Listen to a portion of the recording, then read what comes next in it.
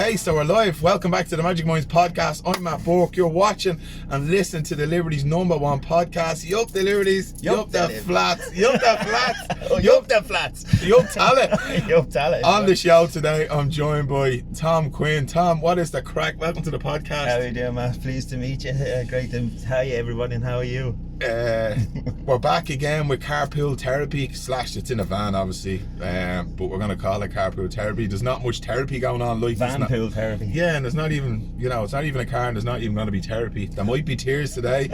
I've asked Tom to come on the show. I came across Tom a good few years ago in the National Rehab. He was doing a workshop.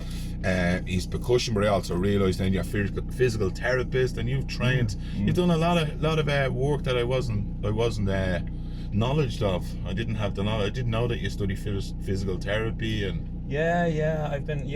I think I was about 16. I got into massage. Yeah.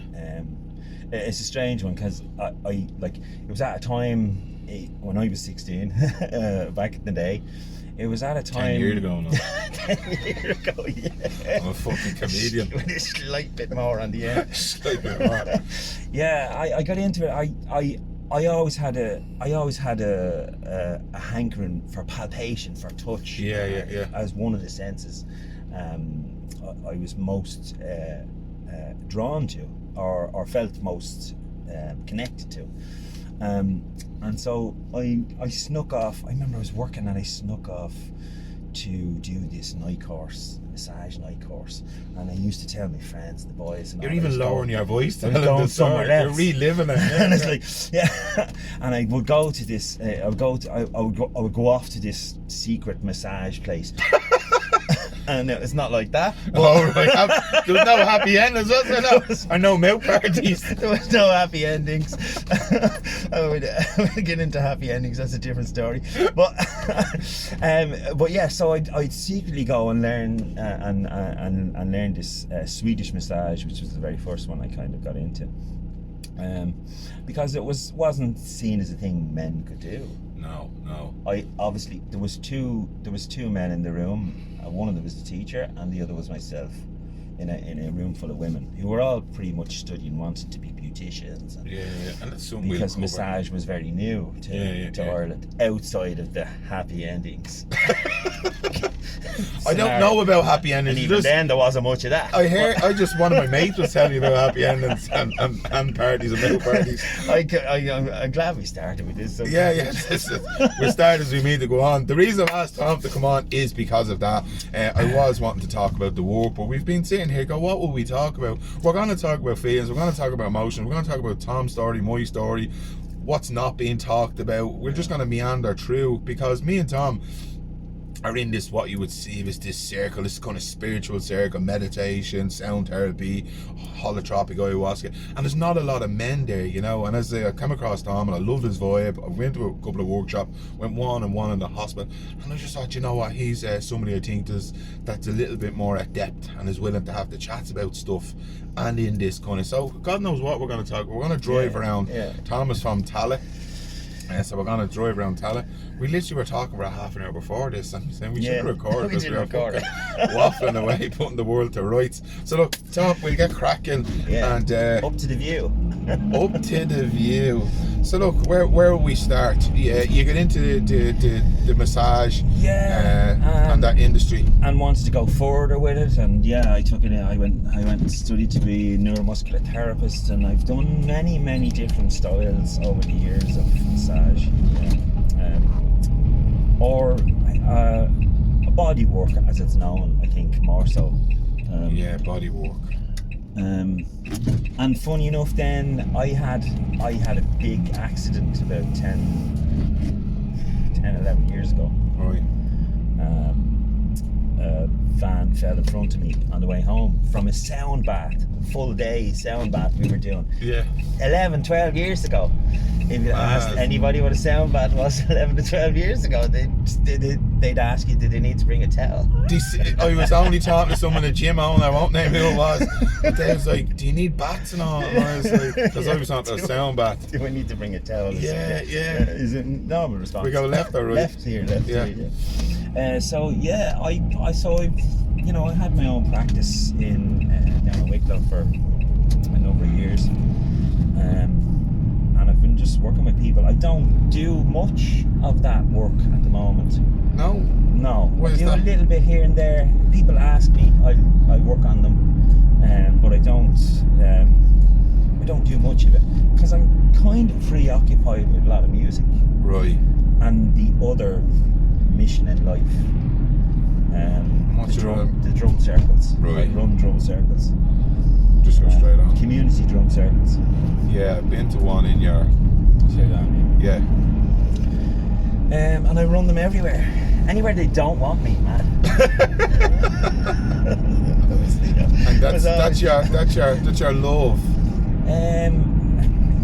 Yeah, I think at one point I kind of decided it was call it a love, call it a mission. Right. People find a mission, I think. Yeah. I think in life maybe we do need a mission. Oh, of course, we need to have order. In case there's no order, there's disorder, but a direction. Yeah, The journey. What's the meaning of life? You know, that vast open question that rarely can be answered and is so personal to everyone. Yeah, I think I try not get lost in that. The meaning of life. Well, the meaning is it's. I find the meaning in things we do, as being Victor able to Frankl say said. it. Yeah, why you're doing what you're doing, having a why. Being able to say what's the meaning of life is enough. Yeah. You know? Yeah. The fact that we're fucking here Yeah, that's enough. is enough. We're always looking for more, though. We're always looking for more. We're always searching for more. There's always more. There's always another workshop to go to and a different group's thing, and right here. Yeah. And there's always the search. Yeah, like me and you were just talking a second ago. I was thinking, I was thinking of doing ayahuasca. But if you had said to me, why are you doing ayahuasca? I probably would have, I probably want to go a little bit deeper. And what's a little bit deeper mean? I want more. Yeah, I want more. There's always this search for more knowledge, search for more. Go deeper. And realistically, that's just more. And what's at the core of that? Maybe just wanting peace. Wanting to understand, wanting to be in a place of peace. Yeah. Wanting to stop this constant samsara that goes on in the mind. Samsara, what a brilliance. There's a beautiful Tibetan poem by Rinpoche, and it says, rest in natural great peace. This exhausted mind, beaten helplessly by karma and neurotic thoughts in the infinite oceans of samsara. Deadly. To rest the fucking mind. Yeah. I was asked to go out on a sea swim this morning. I'd said to a girl, a pal of mine, I'll definitely go. And then obviously I was doing this interview with you, and she texted last night, you're still going. And normally I would say, oh yeah, I'd go there, go to swim, go to gym, go to you. And then it says, no, this interview was enough for me to do today. That's it. Yeah. I didn't try. It wasn't like Manuel from Faulty Towers trying to juggle 7 plates and ride a unicycle. I had to say, no, like fuck that. I'm just gonna chill. Yeah, I think I'm recently out of a relationship, but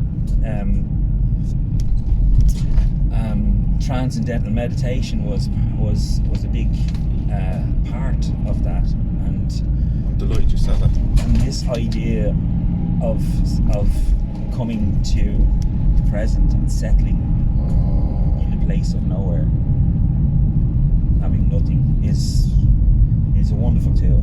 Unreal. And I'm delighted you said that, and I was only thinking about this the other day, about being mindful and responsible about the content we put out there. And I'm very mindful of what I put out there and what I want people to see. And you put a post up about transcendental meditation. Yeah, get into it, folks. Get into it. Oh, absolutely. And I watched your video that you put up, and my mentor Jeff Thompson has been going on about it for years. He talks about it, and I was threatening to do it, and I said, you know what, fuck this, and I signed up to do it, and it was just incredible. I love it. Love it. You met Mary then? I met Mary. I did meet Mary, and there's a great saying, and I take it with me now all through life: take it as it comes.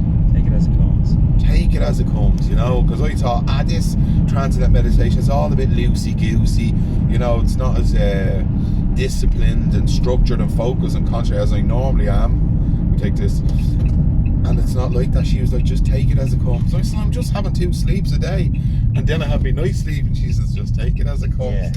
Yeah. And I just love it.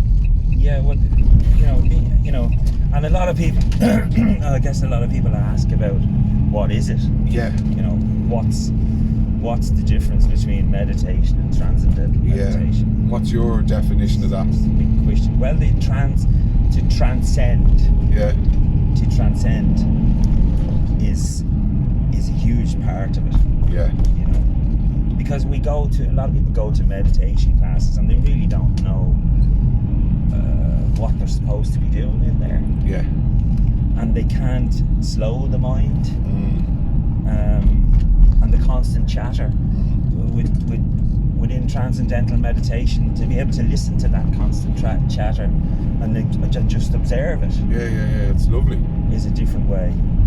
Yeah, I was looking for something when I heard the word transcendental, transcend. So in each meditation I was sitting, I was like, I'm not fucking going anywhere. Yeah. I'm not transcending to anything. I'm just fucking dancing on the surface like a duck. Yeah, but you're already here. Yeah. I was just looking. To transcend inwards, maybe. Yeah. I was thinking, I wanted to go deep, travel outwards. Yeah. Or deeply inwards, even. Yeah, and just to be.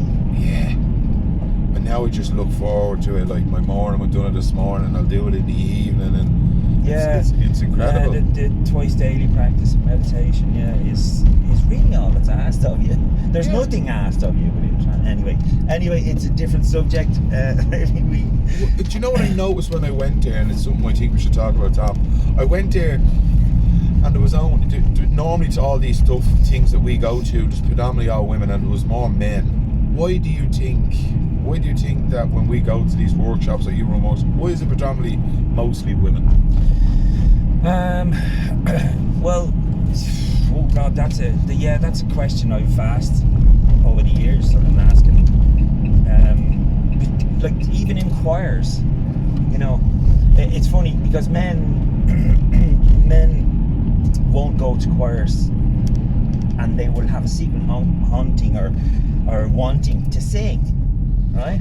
Yeah. But they don't, because you don't go to a choir, because a choir is not seen as masculine. Yeah. If you're in a masculine world, yeah, it's not seen as a fey. It's not something you should do. And yet you'll go to the fucking football match on Sunday and you'll sing your fucking heart out with 20,000 men. Yeah. But you won't go to the choir on Thursday night and sing hallelujah around the corner. Not that it has to be religious. Yeah. But that you won't bring yourself to that thing. There's a lot of theories. Men find it hard to sit in circle and talk about their shit. Men work better in the doing. Yeah, of course. We immediately begin to trust each other in a work situation. So if we go out and build a boat together, we're going to have an instant trust in the building that we're going to be able to suss each other out and see if it's a safe place for us to be. And then we will be able to sit down and have the cup of tea and chat about the normal stuff in life. Right, brilliant. Yeah. Whereas if you walk into the pub on a Friday afternoon and you've just fucking lost your fucking dog,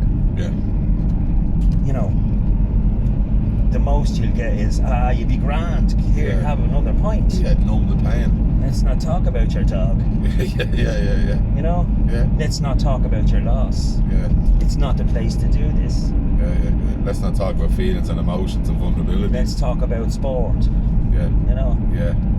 Like I talk about this in workshops, my background is neuroscience and brain injury rehab, and I have to be very careful when I say this, when it's from my training, not my opinion, that men and women's brains are wired different. Completely.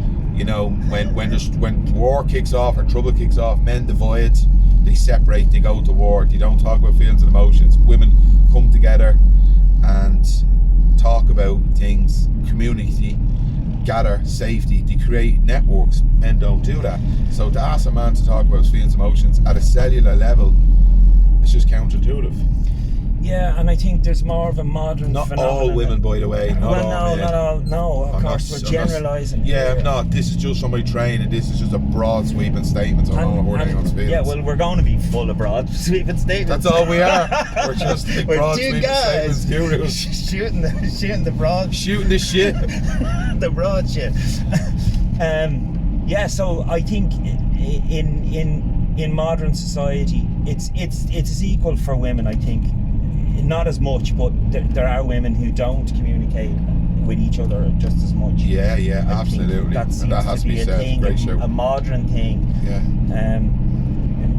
COVID broke open a lot of things for people. I think Yeah. broke up a lot of it like Cali destroyed a lot of set functions and ideas in people's Who? heads.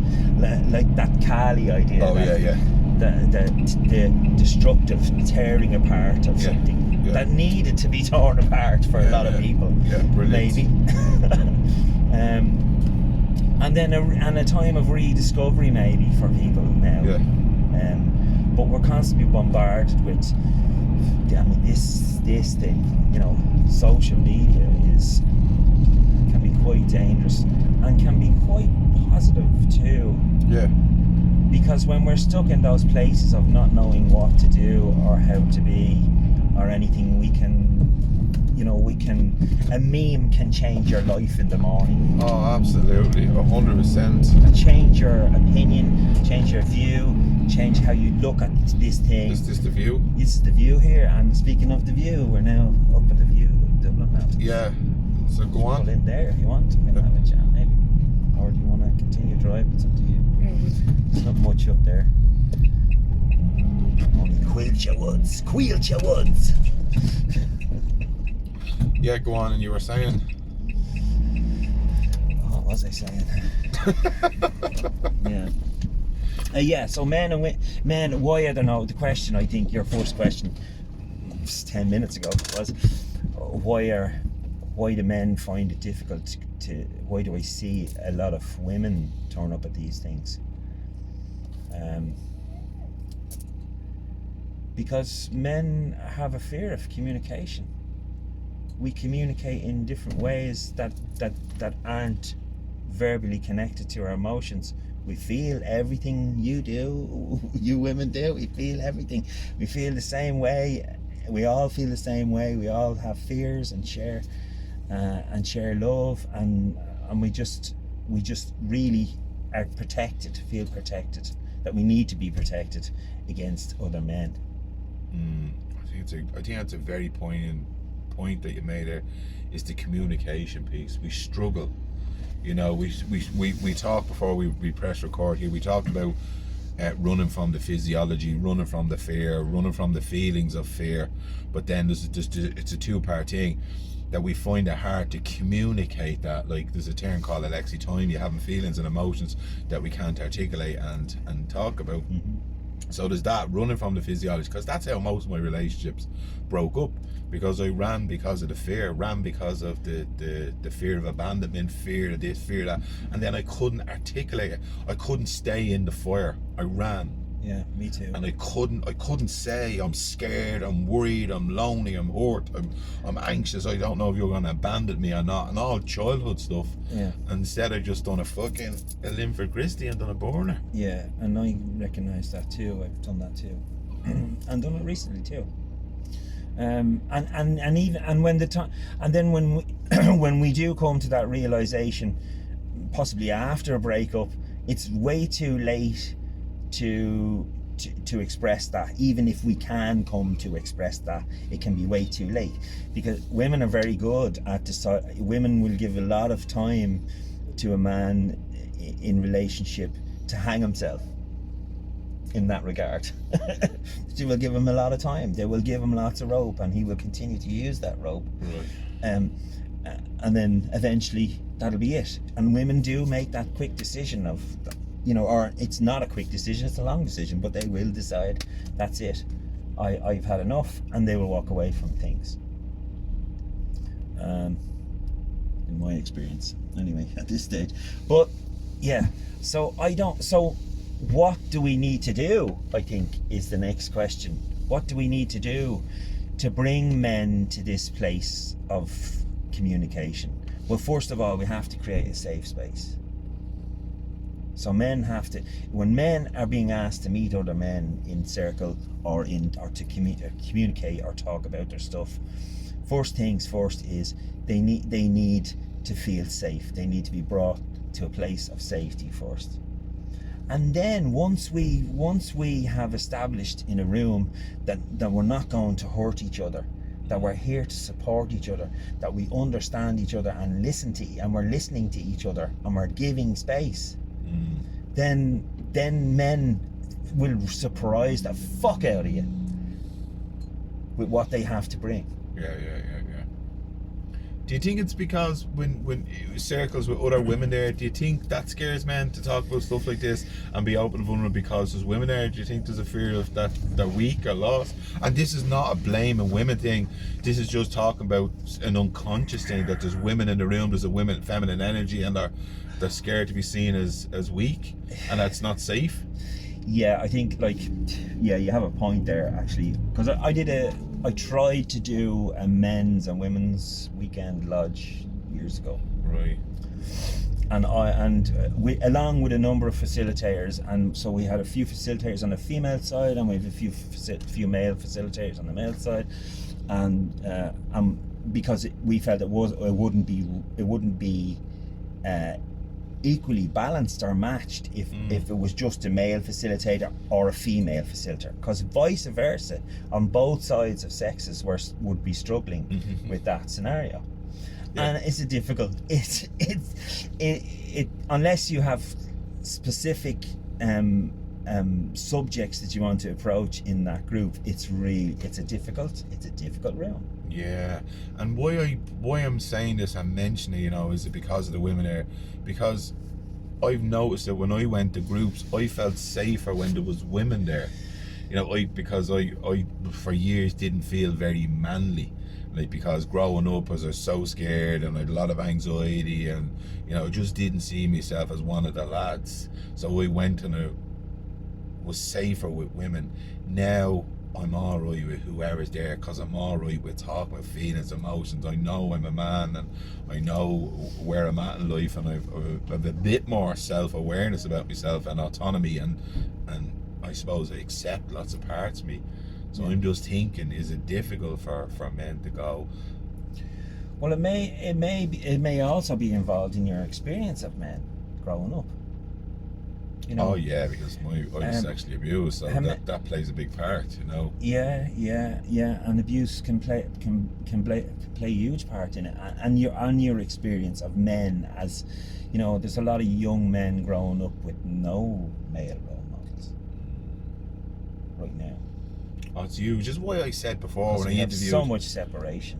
We have so much, people give up on relationships so quickly. It's part of the modern thing. I know. They thought people say, well, why didn't we stay? Why don't people stay in relationships all their lives anymore? And the old excuse is always kind of driven back to, well, women would have got out of relationships years ago. It's just they had no rights and they had nowhere to go. The reason most women stayed in relationships in the 40s and the 50s and the 60s was they didn't have any right. Where were they going? Where were they to go? Yeah, true. It's strangely reversed now. Now we've all these men who are out with nowhere to go. Yeah. And it's not a judgment. It's just an observation. Yeah. So I think it has a lot to do with with what being a man was represented to you as a child. Yeah. I, like you, was very sensitive as a child. I, like you, preferred the company of women. Yeah. Maybe there's a connection in that as to how we seem to be more open to expressing ourselves. Yeah. Have we learned that from women? Yeah, my greatest teachers have been women, like my mom, my kids, my pal Debbie Collins, Brene Brown, as well as men. So as much as I have childhood issues, I have to acknowledge that the part women play in my life. you know. Yeah, and that doesn't mean that you have lost any sense of your masculinity. You know, I don't agree with this toxic masculinity, toxic femininity. I don't agree with all this crap anyway. No, I don't.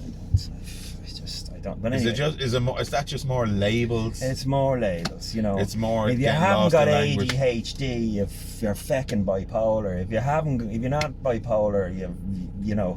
ADD, ABB, AAC, AB. Yeah. I remember going to ABC. ABCD. You can't just have some fucking them spaghetti hoops. MDMA. So Mandy. I remember going to my counselor and I was saying to her, you know, I got gone down the route of I think I'm gonna go to AA, and she was like, okay.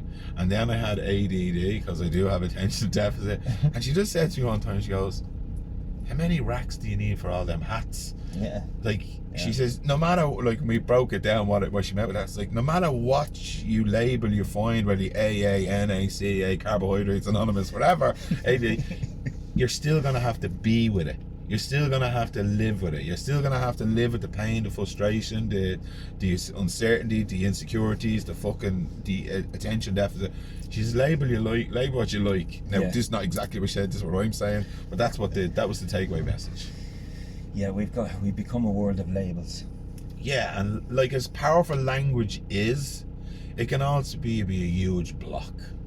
Yeah. It's thinking stops us feeling. Yeah, and you know, because I'm witnessing some relationships in the house I'm living with my dad, and I'm witnessing a couple of relationships and there's a lot of anxiety and there's a lot of stress, and people have young people unfortunately get labeled this thing very early, and they either get medicated heavily, which is detrimental to their development, or they, but they have this label and they hold this label. I have anxiety, so that's it. It's identifying with it, and and I've seen it with people. I am my gender. I'm non-binary. I'm heterosexual. I'm homosexual. I'm ADHD. I'm anxiety. I have depression. I respect all that. But is that all you are? Is that all you are? Are you not limiting yourself by saying I am transgender? I am cis male. I am. Is that a?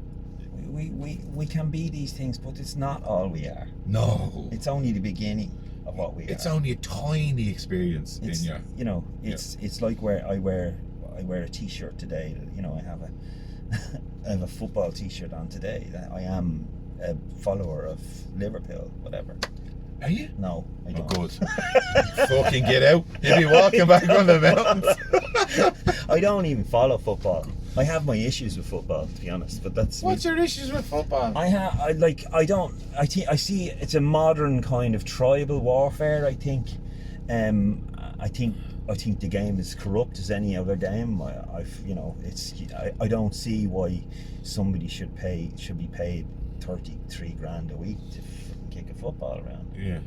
And be treated like a baby. Yeah. What good is that to the world? What do people get from it? I don't know. I just find it's a strange tribal, modern day warfare kind of approach. But isn't that right through the fabric of Irish existence and history? Like North Side, South Side, Man United, Liverpool, Tallaght, blacks, white, working class, and isn't there tribalism in everything that we? Yeah, we're always trying to separate, but really what we should be trying to do is to fucking connect and come together. Like even talking about males and females, and again, their language kind of separates us sometimes. Now I respect. Yeah. Everyone. I'm just saying, there's now loads of separation. Yeah, there's loads of separation. There's separation everywhere. I mean, we live in an island full of tribes, for Christ's sake, in the first place. Yeah. Like people don't like people down in them flats. Sure, they're snobs. People over in that block are fucking snobs. Us, we're grand. The people upstairs are better than the people downstairs. Yeah. I often got into trouble for the north side, south side thing. Yeah. Now I say that on the back. But I like pushing buttons. It's a banter. Yeah, because I don't give a fuck. I don't give a fuck either. No, I really don't. But it's trying to get that across is difficult. Like even making jokes about certain things, you have to be very careful these days. And I'm very flippant about things because I really know behind my jokes, I accept people. I don't give a fuck where you're from, what you do. Once you don't hurt kids and animals, you know, I'm cool with that, or humans.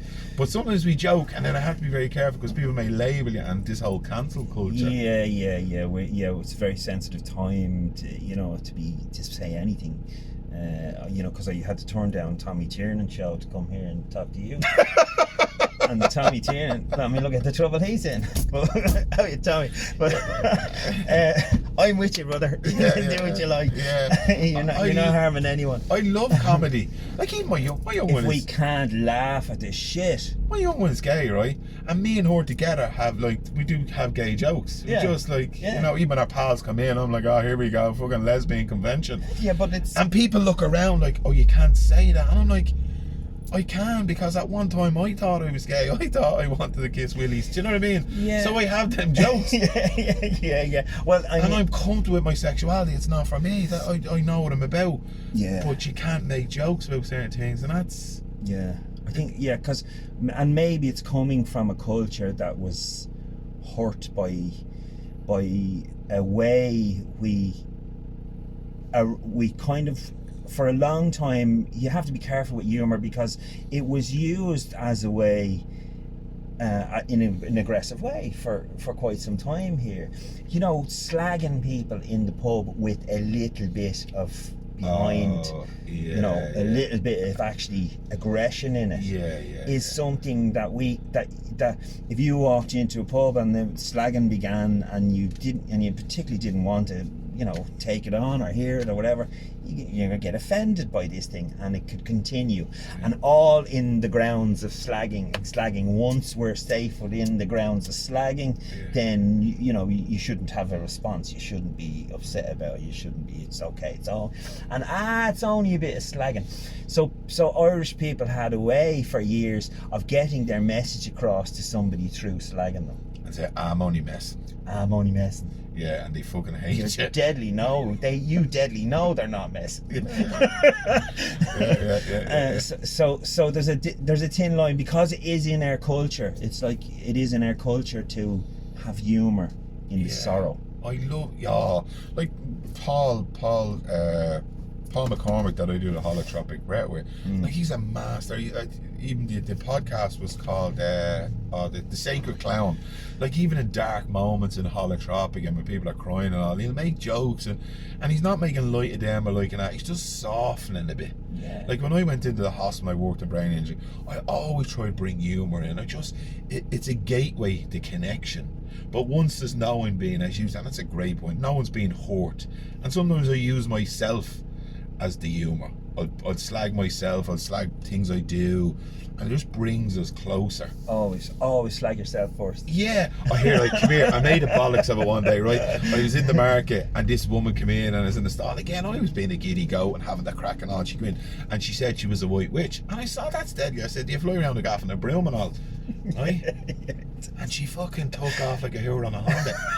I'd say so. And she was like, and I had to run after the woman. I said, look, I'm not disrespecting your practice or you. I just love having the crack, because witches are synonymous with brooms. So I was just bantering with you. And I wasn't like putting her down. And she took me apology.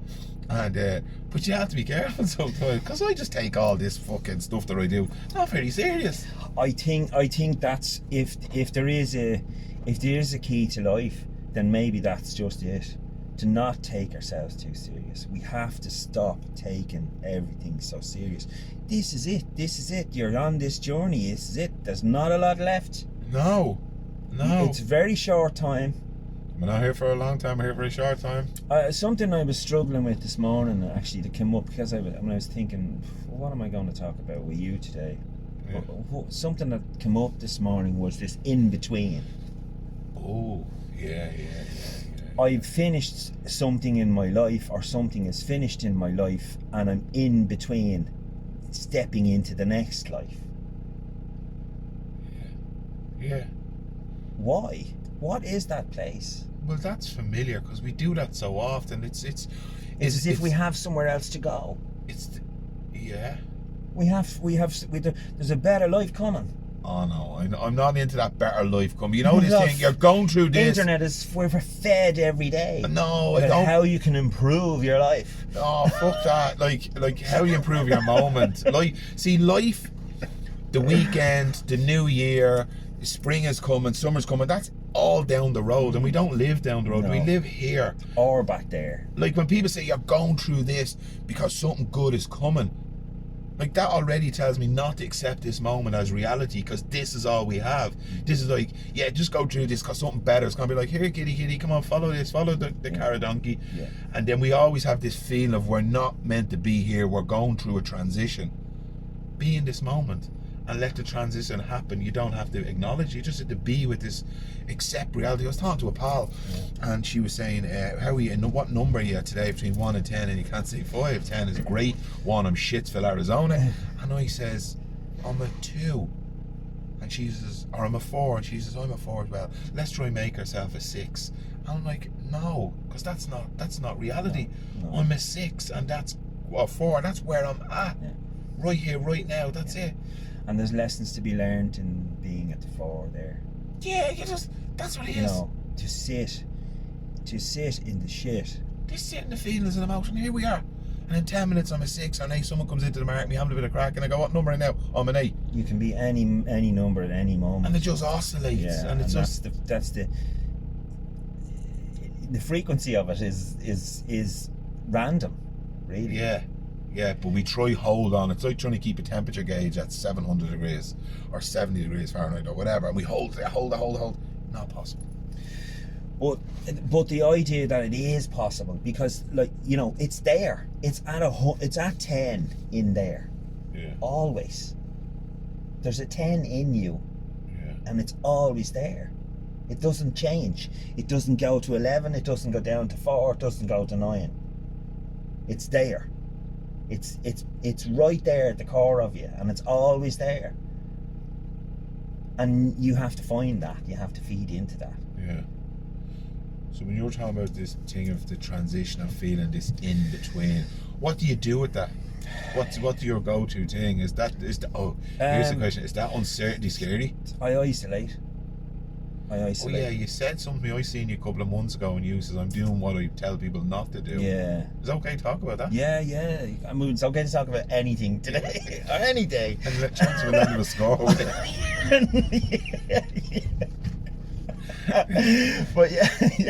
I mean, like, I'm done. As I said to you earlier before we started, you know, I'm kind of done with shame. I'm done with shame. There's probably nothing I haven't done. You know. Yeah. Yeah. Like, if that's why people come and say to me, I feel I can tell you anything and you won't judge me. I says, how can I? I robbed, I stole, I walked out with my kids fucking more times than Liver Christie on it. There's probably nothing I haven't robbed, done. I cheated, I hurt me ma, I robbed on me ma, I stole from people that trusted me. So come on, is there any of those? Can you do any of them? And they go, yeah, I do all that. Bring it on. Like, bring it on. So I'm shamed. I'm full of shame, and I have no shame. Yeah. I face it. I face the shame. And we talked about responsibility, having responsibility for self, accepting that you have mostly brought yourself to this place. You know, where you are. People don't want to people don't want to talk about acceptance. No. It's much easier. They don't. It's warm and fluffy. Blame is the hot potato in the Belfast pub. Up the rat. See again, you see what I just done there? Just soften the mood by just telling a little crap joke. Yeah, but it is. And there is that idea of you know, of us wanting to soften the blow of reality in some sense, that we do spend a lot of time cushioning ourselves from our own reality. I love that. And because we're trying to, I think, you know, because we don't want to get hurt, we don't want to delve into the darkness. The darkness is a place that some people have so much trauma involved in that place that to visit that place would mean death, would mean to, you know, certain death. You know. I found with the medicines, which is the West's idea of ayahuasca and peyote, and Cambo. there's very few of them I haven't done. Psilocybins. All the psilocybins. I find with those medicines, and I did know a psychotherapist for years in the States who used MDMA in particular, with people who had all the therapy they could possibly get, but could not go into this shadow, could not go into this place that would destroy them. And he found that this took them there, allowed them to go into that place, because it kept the mood, it kept this sensation of dopamine, this feeling of continued, I'm okay here. And was able to do the work in there with them when nothing else could reach that. I don't know, I find the medicines, I don't do them anymore. I've done them. I've lessons from them I needed. Do you think that everyone was looking for that thing by doing the medicines? Like, I don't think people put as much value on your everyday 9 to 5 experience, the anxiety, the worry, the fear, to sitting with that, rather than going and pulling the curtains off and going and doing the ayahuasca or the psilocybins. Like, you have an opportunity 7 days a week, 24 hours a day, to do this hard work, and that to me is the place to be. Like, when you wake up in the morning, you're crippled with anxiety. Can you be with that? Can you be with the uncertainty? Yeah, and I think in most instances, it's better. It's a braver journey to sit with self than to go beyond the pale looking for things. That's what I have found. Like, I go and see a therapist and I'm there 1 hour. I have another 23 hours to equate for. And that's where my real work is. Yeah. 3 o'clock in the morning, waking up with panic attacks, wanting to take your life by suicide. That's the core work. Like, we can go off and do the ayahuasca, psilocybins and all that. They're little bouts. Yeah. But we've an opportunity to practice shit like compassion, like love, kindness. We've all day to do this, but we seem to be always looking over there for the answers and that. Yeah, and maybe this is the connection in the brain, where the brain is wired now to have so much information, so much at the touch of a finger. We can learn about anything in the world. We can become anything in the world by watching YouTube. Yeah. Something other than myself, though. You want to play the guitar tomorrow? Yeah. You don't even have to go to see it. You don't even have to go and meet anyone who's a guitar teacher. I do, because I tried and I couldn't fucking learn. Yeah, but I mean, it's all Stevie everything. Wonder could probably play fucking better the guitar than me. And when we were growing up, we had 2 stations on the telly. Unless you might have got BBC, but we'd RT1, and then when RT2 came along, and then you went over and you either watched one or you watched the fucking other. You were the remote control as well. Oh yeah. Get up and change that. Get up and turn that over. And give it a bang. Oh yeah, snap the top. But now it's just we have this kind of, I don't know, in the intention, this expansion of this belt that goes continuously, like society runs on this complete hamster wheel thing. Yeah. So our attention spans have, I think, in the brain have narrowed. Yeah. That everyone is ADD. Anyway, I don't want everyone now. I just want to be my own ADD. Okay, I can't have my own fucking label. I mean, memes are designed for half a minute. The 30 seconds. Yeah. Because that's about all you could probably fucking take. Yeah. We're looking. It's a constant look for dopamine hits. Do you find that the TM I found since I've been practicing them, my want for social media has diminished a lot? Yeah. Like, it has. It's subtly changed me, Can we go back though? Yeah. You were saying about isolating, and you said, you normally, as you said yourself, I tell people not to do that. Why did you do it this time? Was it just was the suffering or the pain higher? Yeah, it felt like a combination of a lot of things coming together. Maybe what we do sometimes is, I think we can also bunch all our hurt in together in a big bag. Oh yeah, yeah. You know, when we're hurt, and particularly if we've been triggered by something traumatic or something, or even somebody said something to you in the shop, and you're gone home with it, and you go, fucking hell. And maybe it was a belief system you had on yourself, and you've just reconfirmed that for you, and you're, whoa, Jesus Christ. I've always felt like I was a scumbag, and now this had to confirm it. I am. Someone's just told me. They've just doubled up this image I have of myself. We have to get rid of the self-saboteur. We have to get rid of him. We have to put him down. He has no. His purpose is there in the fight or flight, or a fight or flight or freeze situation. But most of us don't live in that a lot of the time. So old traumas and experiences. What was the question there? You retreated back, you pulled back. Yeah, I felt I needed to isolate. This time, maybe, and the transcendental meditation idea again might have come into that too. That I needed to sit with me.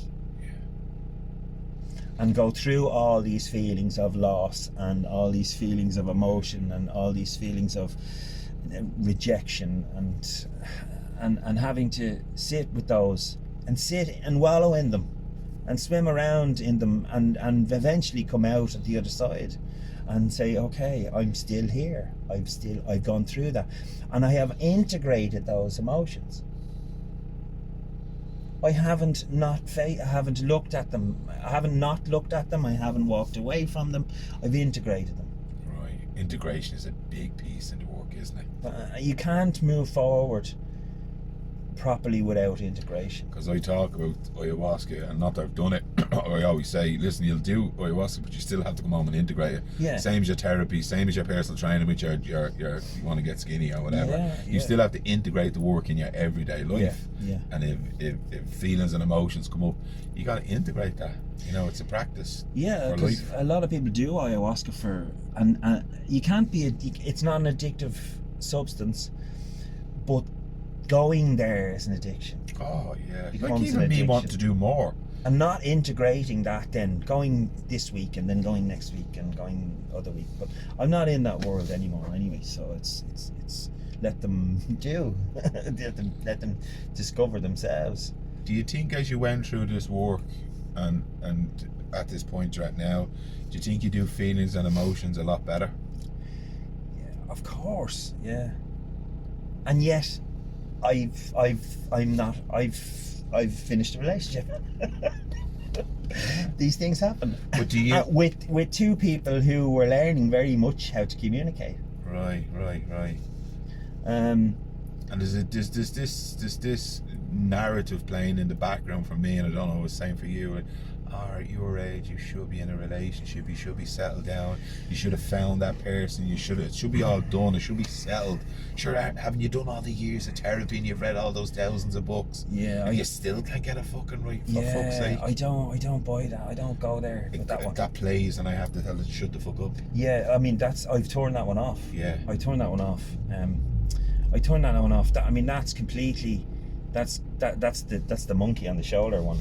Big time. I mean, that's complete Schmiegel talking to you stuff. Schmiegel, I call it. Yeah. Yeah. Come on, some fucking sense. The little Schmiegel, you know. Schmiegels. And he's got nothing good to say. Yeah. Anyway, that has diminished for me over the years. Because that used to be a fire-breathing dragon. Now it's just a little fucking cherub. Yeah, and I think it is a huge fire-breathing dragon for most people. But I try not to listen to that one at this stage. It doesn't work for me.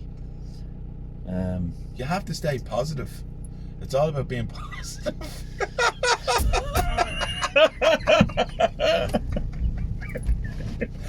We were actually talking about that when we started. You have to stay positive, yeah. Yeah, I get it all the time. Careful of the positive thing, you know, yeah. I mean, what is being positive? Like, you know, feeling good about something as opposed to feeling negative about something. I don't know. Like even a wrong turn's a right turn, you know. So something that may perceived as a bad thing turns out to be a great thing. So it wasn't a bad. Like I had a difficult part of my childhood. Parts of it were difficult, but yet now I go into schools and I get paid to talk about my story. So was it bad? Was it good? It just is. Yeah. It's perception, isn't it? Yeah, totally. I mean, and if you look at religion, I think, you know, that, yeah.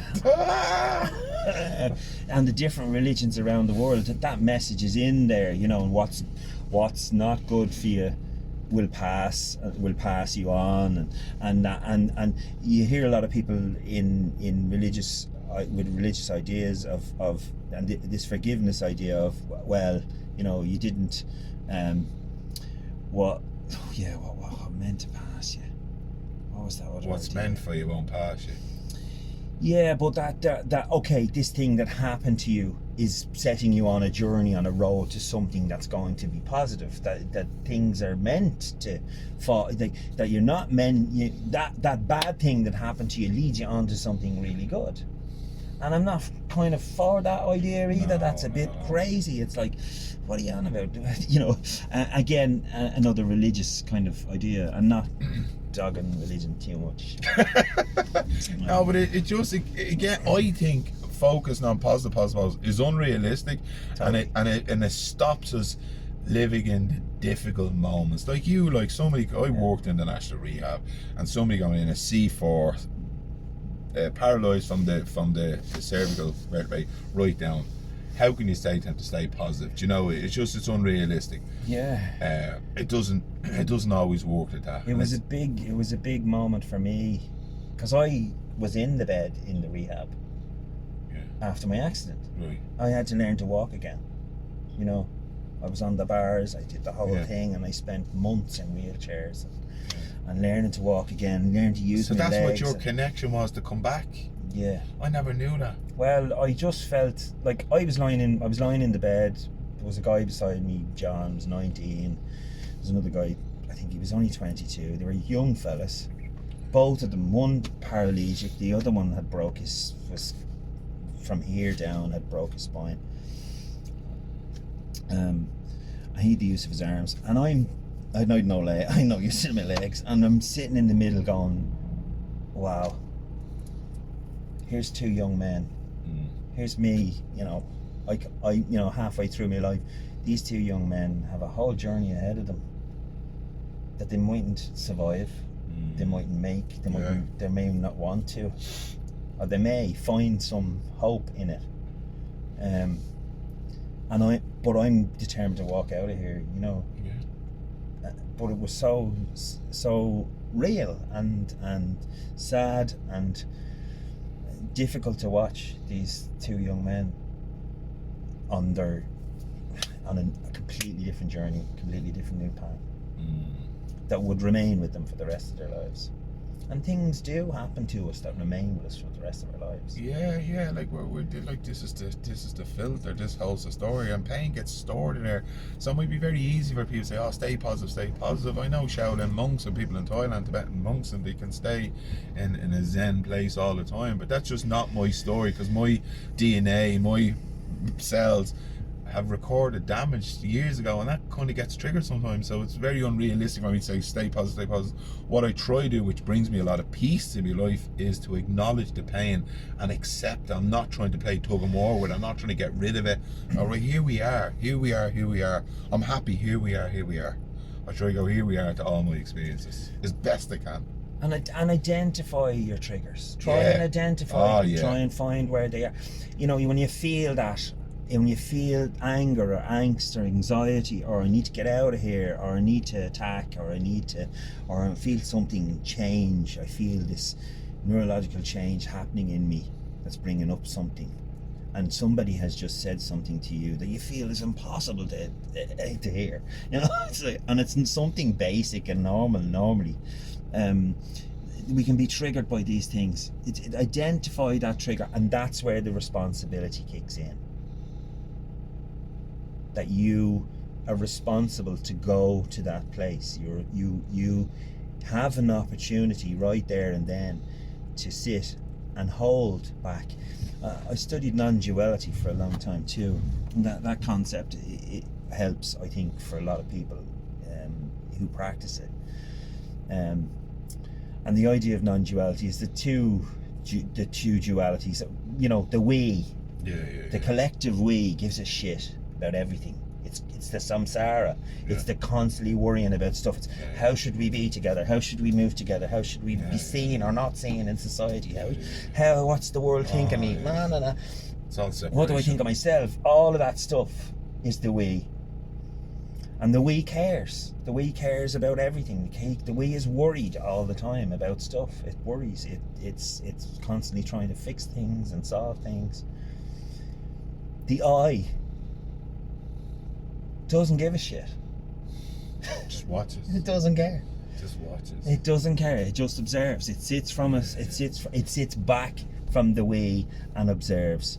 And if we can do that if we can use that as well in the time when we're triggered, bring ourselves to the I, to the observer. Oh yeah, that's been one of my greatest tools. Yeah. Like even sitting in this interview, there's times I want to jump in and say, and it's like the little kid in me just wants to be heard and just wants to tell a great story. And I watch that and go, shut the fuck up. Just listen. Just listen. Yeah, but it's okay. And it's that enthusiasm we have that you find when I think when people learn something new as well, and that has maybe changed them in some way, in a positive way, that they feel better about themselves, or they feel not stuck in that place. And they've been given this tool. It seems like a miracle. And what they want to do then is tell everyone they fucking know that was about me. this tool. When I got my degree. And it's like, you have to try this. Yeah. And you go ramming it down people's throats. I was like a dog with two Mickeys. I didn't know what to do with my degree. I started telling everyone, calling people out on the internet. Atoms and molecules and physiology. You gotta. You gotta do this. This is the best thing ever. Yeah. I guess with the TM thing is that doesn't even ask for that. No. And I went there with a very suspicious mind, because even in the introduction, I put my hand up, went like, I've done meditation, me, Mr. Noel. I was like, I've done a meditation. You're not telling me an awful lot. A lot of this seems very secretive. And she goes, there's a difference between, and she's lovely, the way she said it, she just cut the legs up. She went, there's a difference between privacy and secrecy. Yeah. And I says, hand up again, I said, look, I have to be very honest here. My amygdala is getting triggered because I sense danger. And I said, I'm projecting that on you and I'm really sorry. Yeah. And I watched that then, I went, you're fucking judging this woman. I said, I'm going to go against my physiology, I'm going to go against wanting to run a bounce, and I'm going to trust this process, and it was fucking great. Yeah. And the TM doesn't ask of you to do anything. It's not asking of anything. Take it as it is. You know, there may be an element of what's seen as secrecy or privacy.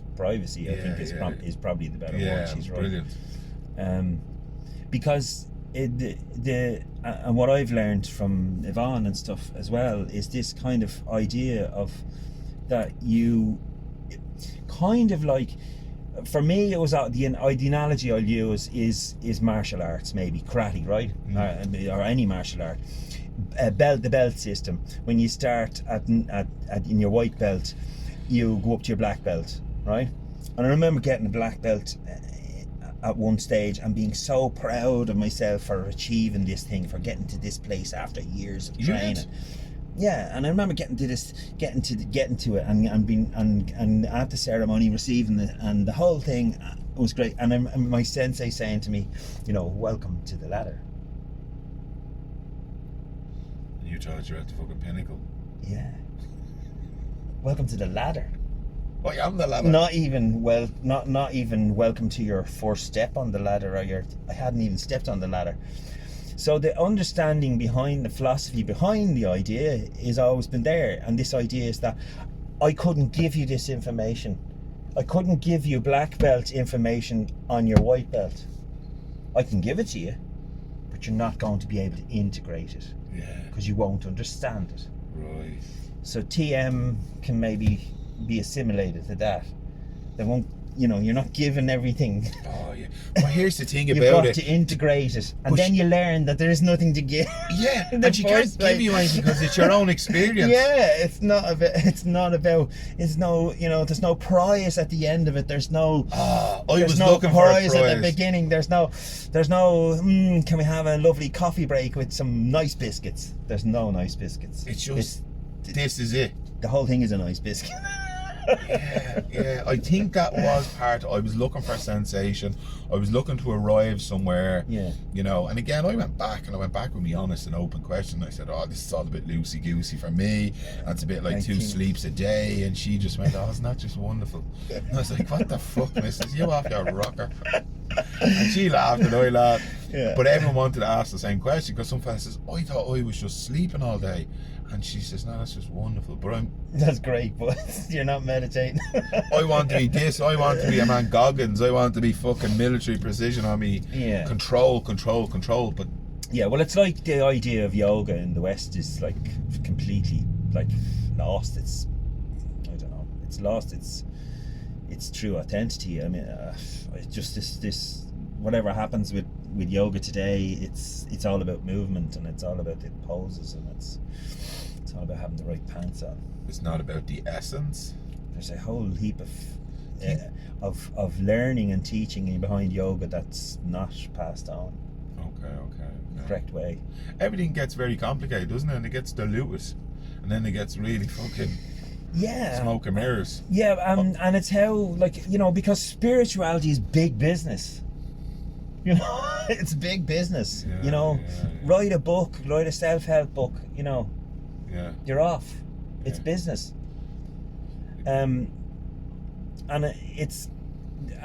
But it's also full of a lot of crap. There's a lot of crap in there too. That's like life, isn't it? Whether it be the fitness industry, whether it be Yeah. the financial industry. There's a lot of charlatans, a lot of snake oil selling out there. That's why I try rock with the people of like mind. I try make everything very simplistic and try make it very ordinary and digestible. I had a lecturer in Tallaght College, and he explained immunology, he explained transferring pathogens onto other people through song and dance. He sang a song about passing on flu. There was a little bird and his name was Enza. Open up the window and influenza. Oh, So it's an airborne pathogen. Right. Never forgot it. He sang another one about what was the other? Insulin and Insagon, and then he had this thing about T cells, and he stuck a Mars bar wrapper on his head, and the T cells tells the other cells, "I have this," I just ate a Mars bar. Like, he explained a very complex system by song, dance, and analogies. Yeah. And it doesn't have to be that complicated. And Yeah. he changed my life as a teacher. Yeah, The that's way a I great go way. out to the world and try make it like fun. Yeah, me too. I mean, like the drum circles. Yeah, where can people find you? What can they, like, if they want to work with you, or what to do? Yeah, you can find me anywhere if you have. In the bushes. Find me in the trees. He'd be up in Talaview in the In the bushes there, fields. fully naked. Like, yeah, man, do you remember? Mad Sweeney running around. What's that thing? Do you remember The Life of Brian? Did you ever see the film? And your man was in the hole and he had proper years. He was in his nip. Go away! Fuck off. Yeah, the one sandal. Yeah. Great film. Oh yeah, he was on a quiet sabbatical for years. Yeah. He hadn't spoken years. Yeah, I don't know. Yeah, it's interesting. I've had some great experiences over the years with them. The drums brought me this tool to use to connect. And I had this saying I used to use years ago that somebody kind of from England took from me. Well, I gave it to him, but it was weapons of mass connection is my I love it. was my old kind of phrase. Yeah, that was your. And I would use this because this tool is magical. Yeah. It's worked across border lines. I've worked with gangs who hate each other. There's nowhere I haven't been. I've been in the prisons. I've been in the hospitals. I've been in the mental hospitals. I've been in asylums. I've been in disability centres. I've been in drug addiction centres. There's nowhere I haven't been. Wow. and brought this tool and the ability for people to just walk in and to they don't have to say anything. They can walk in, sit down, and whatever mood they were in, they will leave in a different mood. It's nearly guaranteed for most people if they allow themselves the journey of that. And there's so much going on, you know. There's like, and even though I've been to one of your workshops too, one in the hospital, and what I liked about it, you smiled and you're having a bit of crack. You weren't super serious, and then I done the workshop with you down that other place. And then you also have the effects of drum on the vagus nerve, rhythm. You know, human brains love rhythm. Will you push a baby? Bah, bah, bah, bah, bah, Rhythm, bah. vibration, it's all, we're at the early stages of understanding it, you know. Yeah. There's been lots of research done on it now, only because people in the spiritual world have now money to invest in these things in the first place. Yeah, that's before it was just gobbledygook. Yeah, because how can vibration but it's the key to everything. We live in a vibrating world. We are a vibrating. We're not just solid. We're I mean, it's the key to everything. nothing is real. Yeah. Bruce Lipton. I was reading. I used to read a lot of Bruce Lipton in the early days. Thoughts are reality. And Bruce was shunned by the scientific community Now for he's years. a fucking guru. Everything is Bruce Lipton. Well, I'm not sure whether his colleagues have still accepted him or not. Like, but but he's brilliant. And what's the other fella, Doctor? What's your man's name? There's a few of them. There's a couple of them. I'm reading one at the moment, but you have to put it down every now and then because it's quite intense. There's a lot of intense trauma. It keeps you in your head, and it can keep you in your head. And maybe that's the one thing I often wondered with the TM: is it a way of going around your issues and learning these techniques to become just, to let it all go, or do you have to go through your stuff to let it all go? There are two trains of thought there, I think. I'm not sure which one is I just trust the process now. I'm gonna go with this until I decide it's not for me. I'll just keep going, and right now it feels like the right thing to do. We've talked about feelings, emotions, gender equality, and fucking drumming. And what's the one thing you'd like people to take away from listening to the interview? Oh God, yeah. We need to be very profound here as we stare into the abyss. Yeah. What's the one thing? Or two things. Yeah. Do the work. There's no way out of it. There's no other way out of it. You gotta do the work. You gotta you gotta learn about yourself. You gotta find the stuff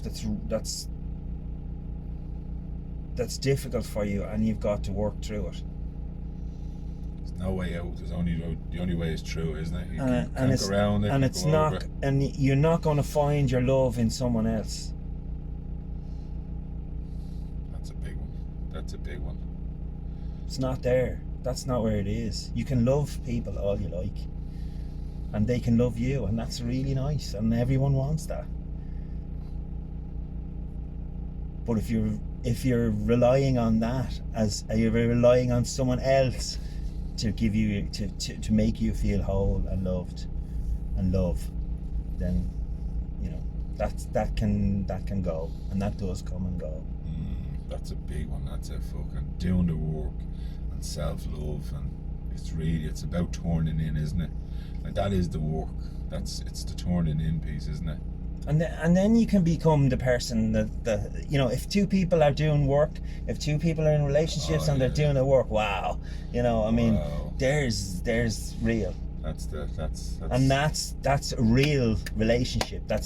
You can be with someone for 35 years, 45 years of your life and still not really know them.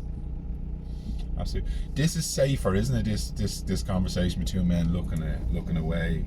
You remember we talked about men talking. Side by side conversations help, don't they, rather than the eye contact? I don't know. I'm all right with I'm great okay with eye because I'm a contact. serial killer. I just stare well, you see, I remember doing an eye contact exercise at a group thing. A body work thing. Yeah, we did lots of them over the years. I think I've definitely done 5,000-6,000 workshops at this stage, I'd say. Workshop tour. I was a You're a workshop workshop tour tour. at one stage, but I don't. I give them now. Not I go to a few the odd time.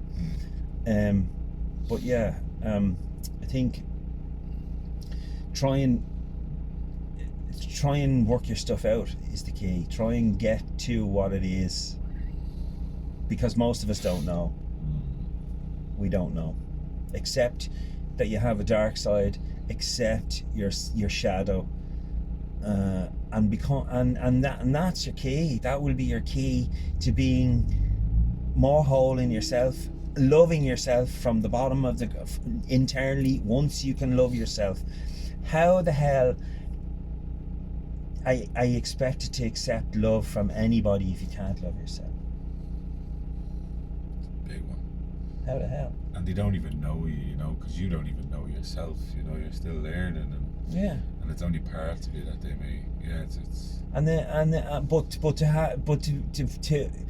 think for me, I don't know. I remember doing. That's what I was talking about. That sorry, that I was doing that eye exercise with in a group, and there was one woman in particular who just couldn't look at me, and in my projection, with the eyes towards her and almost kind of insisting that she take part in this exercise, I triggered her, and my God, did the floodgates open, which was really good at the time for her, because she'd stepped straight past her anger. It was so triggering. She went she had a small drop of anger and then straight into, because behind anger, folks, is fear. Yes. Oh yeah, 100%. It's every just fear. time you're angry, you're afraid. It's masquerading as. Ask yourself, what are you afraid of? Yeah, in this situation. Like when somebody cut you across and you're beeping a horn. Realistically, you just felt scared first and then you just acted with anger. Yeah. I mean, yeah, exactly. It's anger dressed up, fear dressed up as anger. Yeah, we go straight to anger. Behind all anger is fear. Behind most things is an emotional driver. Yeah. And who's driving the bus? That's a good question. Who is driving the bus? That could be. Are your emotions driving the bus? And you're sitting behind the bus. Are you sitting behind the bus driver and asking for a go? Any chance you can have a go? Are you one of those people? Are you one of those people walking around letting your emotions run the whole day for you? Because if you are, we're all in trouble. We're fucked. We need to get new bus drivers. Right. There you go. Feelings, emotions, drumming, bus drivers, Dublin City. Dublin City buses. Dublin City buses are drugged by feelings and emotions. Yes, they are. Yeah. Look, I hope nothing of that podcast, that interview, that talk, that carpool therapy triggered you. If it does or did, let us know. Let people know. Talk about it. Talk about things that come up. This conversation is all in service of supporting, helping, encouraging, empowering. And having these conversations and open it up. So if that served you well, I'm absolutely delighted. If it's something you enjoyed, please share with your family and friends. I love this conversation. It was just cool and authentic. I didn't know, I've met Tom a couple of times, but when you just like someone from a van, I like him, probably end up fucking hating him in a while, but you're not grand. He's a gift. But you just go, I'd love to interview it. And that was deadly. It was true, authentic conversation. I don't have an agenda anymore. What I want, I just want to interview people that I like. And it's serving me well. I used to control and predict these interviews and make sure I got said information. I don't do it anymore. I just trust the path, and I go, I just think there'd be a good conversation with that person. I like that idea, because I do that quite a lot in the organisation of the groups or the weekends, even, where I will do very little, lots of preparation for the group for the weekend, but very little content as to what we're going to do. Yeah. I remember somebody coming along to one of the things and saying, well, what's the schedule? What's the program? Do I need a schedule? Can you show me the schedule for the... And I go, well, you're in the wrong place. We don't have a schedule. We don't do schedules. Well, we have a rough idea of what we're doing. And I remember when things not going right, that same person saying to me, you see, that's because you didn't have a schedule. And so we get and I had to laugh at that. I had to laugh, there was a part of me was triggered, Yeah, and I yeah. wanted to go, "Rawr," you know, but I didn't. I said, wow, look how ridiculous all of it is, really. Yeah. It's all ridiculous. It's all ridiculous. Not fucking serious. None of it should be serious. Stop yeah. taking yourself serious. Yeah. Stop listening to yourself too much as well. Absolutely. Especially when it's telling you shouldn't be doing this. You What's shouldn't that be doing yoke you that. said on your shoulder? Schmiegel. Get rid of your schmiegel. Get rid of your schmiegel. I thought schmiegel was a moustache or something. Well, it was, but at one stage. But You just integrated it to something else. I think, yeah, I also think, you know, maybe some men might watch this, Yeah, I hope so. and maybe we could have a look at maybe doing a men's lodge. Yeah. I did have a lodge up in the Wicklow Mountains years ago. We called it the Men's Cave. Deadly. And Sounds there were good. lodges where men who found it difficult to communicate or were doing this work would come along. And all you have to do is make the fucking first step and come along. Absolutely. Yeah, absolutely. So we'll talk about that and see. Amazing. See And how if these you're things interested, happen. we can organise a group. Sounds like a plan. Right. All my interviews are brought to you by Noel Riley from Rooney Media Graphics. He's me mate. If you need any graphic design done, he's your man. Our sponsor, yeah, that's his amazing work. The girls from Shannon's Hope Line, Lisa and Sandra Gallagher doing deadly work. Fran with the Super Run and Christopher doing amazing work in the Liberties. Just legends, absolute legends. Thanks to my guest, Tom Quinn. If you want to check Tom out, he's on social media. He's on Facebook. Or you'll just find him up in Dublin Mountains running around in the nib shaking his hip like a bag of chips. Thanks very much. Please share this work. Thanks for all the kind words again. Thanks for all the encouragement and support from all the legends and the Liberties. I'm going to keep going with carpool therapy. I'm really enjoying it. I have a few people from the Liberties going to come on next, a couple of lads that I really like, and I've been watching their work for years, and they support mine, so I'm going to bring them on. I'm enjoying this, you know. It's deadly and it's unpredictable. And what does unpredictability do? It brings up fear, it brings up uncertainty, it brings up anxiety. And what we just talked about here, let's walk into that. So let's lean into those difficult things rather than run away, because we're helping her. We can bring these skills are transferable to anything we do in life. We bring them into other settings, you know. So as always, Okay, mind folks, your there little you self. have it. Another incredible interview. Up the flats. Tom You up to Quinn, you California, legend. yeah. Guys, if you It's okay enjoyed to this not know. interview, we've It's got another okay to not know. Have 130 a plus fantastic interviews day. Mind your available on little our self. YouTube Yep. channel. All interviews are also available on Spotify and all podcast servers. So go over, have a look, and let us know what you think. And if you want to be extra sound, please give us an iTunes review, a Gucci review. So that just leaves me to say, mind your little self and yup the flats. Yup.